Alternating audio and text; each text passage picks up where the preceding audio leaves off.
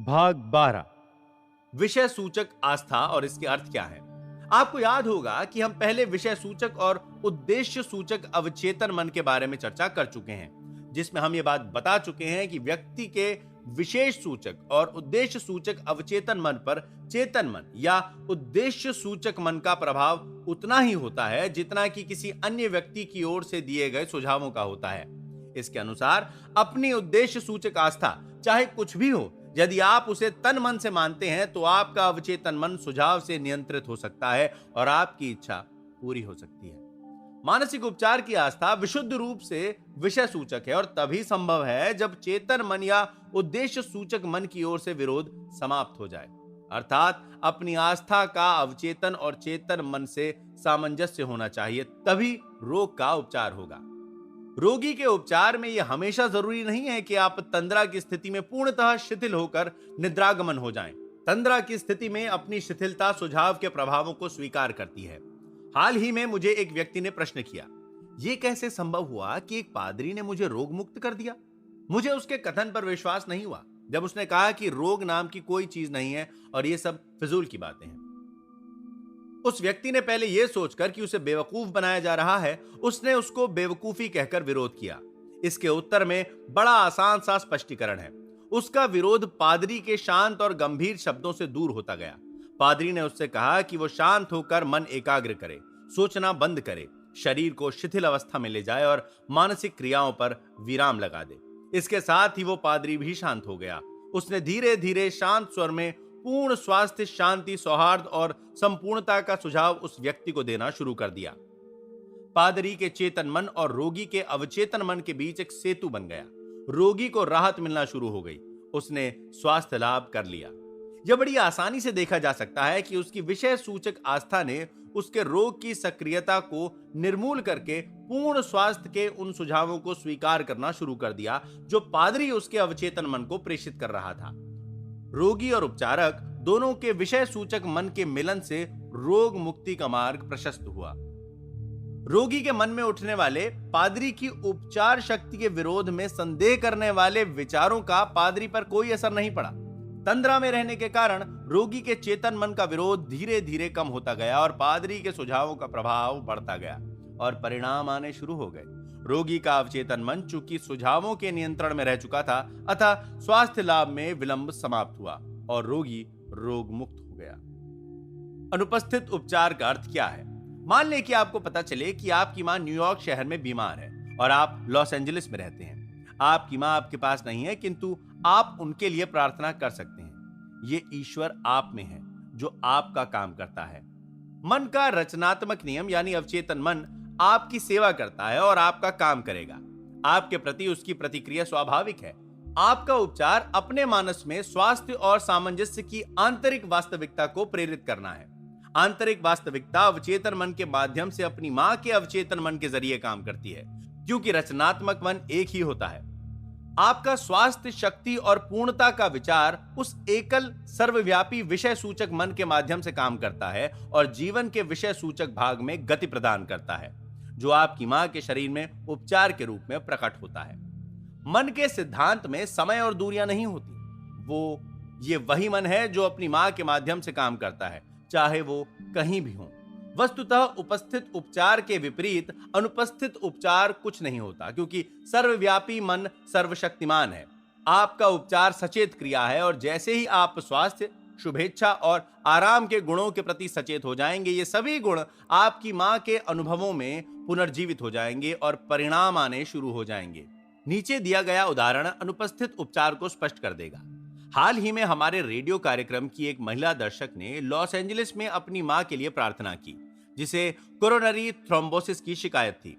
प्रार्थना इस प्रकार थी, उपचार तंत्र वही है जहां मेरी मां है। उसके विचारों की प्रतिच्छाया मुझे सजीव रूप में दिखाई दे रही है।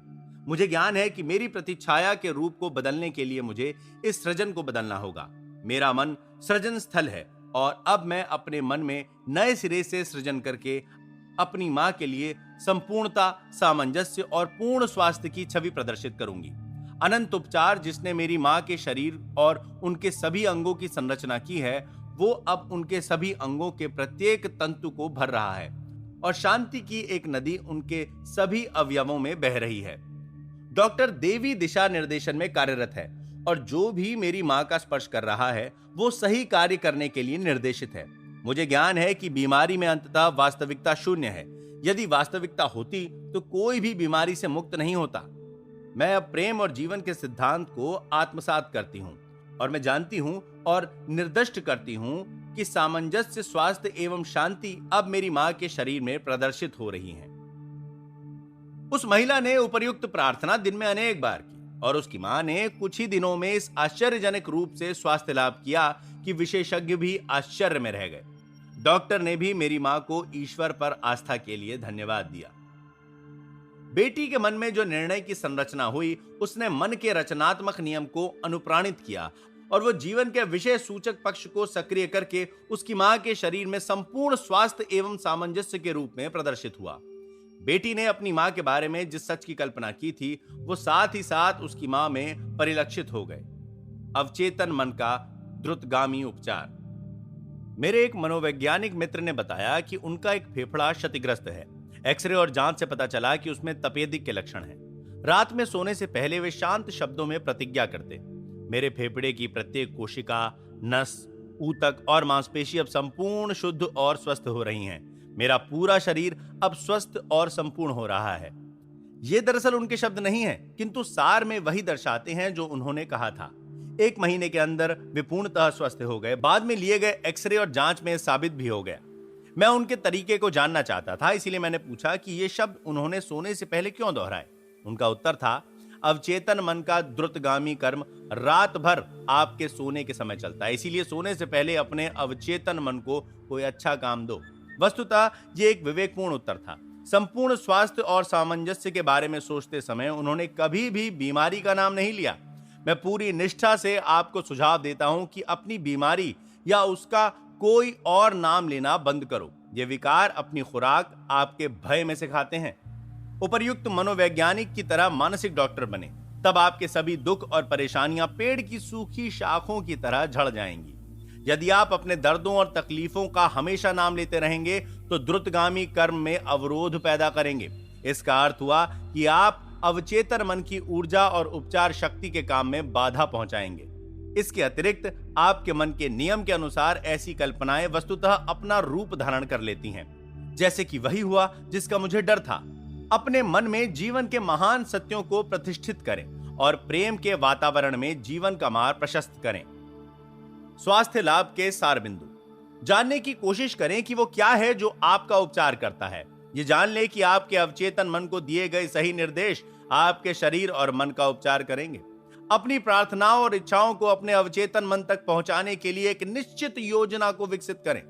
इच्छा पूर्ति के परिणामों की कल्पना करें और उसकी वास्तविकता में विश्वास करें। निश्चित करें कि आस्था क्या है। यह जान लें कि आस्था आपके मन का एक विचार है और जो आप सोचते हैं आप उसकी रचना करते हैं। बीमारी में या आपको क्षति पहुंचाने अथवा आपको नुकसान पहुंचाने में विश्वास करना मूर्खता है। पूर्ण स्वास्थ्य और खुशहाली में विश्वास करें। शांति, संपदा, दैवी शक्ति और मार्गदर्शन में भरोसा करें। ऊंचे और उदार विचार जिन पर आप चला करते हैं वे महान कार्य बनते हैं। अपने जीवन में प्रार्थना उपचार को शामिल करें। एक निश्चित योजना, विचार या मानसिक छवि को चुनें। मानसिक और भावनात्मक रूप से उससे जुड़ें और जैसे ही आपकी निष्ठा मानसिक व्यवहार पर जमने लगेगी आपकी प्रार्थना का फल मिल जाएगा। सदा याद रखें कि यदि वास्तव में आप उपचार की शक्ति चाहते हैं तो उसे अपने आस्था के जरिए प्राप्त करें, जिसका अर्थ आपके चेतन और अवचेतन मन के कामकाज का ज्ञान है। आस्था समझने से आती है। अंधविश्वास का अर्थ है उपचार में प्रयुक्त शक्तियों और क्रियाओं की वैज्ञानिक समझबूझ के बिना एक व्यक्ति रोग से मुक्त हो सकता है। रोग से ग्रस्त अपने प्रिय व्यक्तियों के लिए प्रार्थना करना सीखें। अपना मन शांत रखें और आपके स्वास्थ्य, शक्ति एवं पूर्णता के विचार सर्वव्यापी विषय सूचक मन के माध्यम से काम करने लगेंगे और आपके प्रिय व्यक्ति के मन में पुनर्जीवित होकर परिलक्षित होंगे। भाग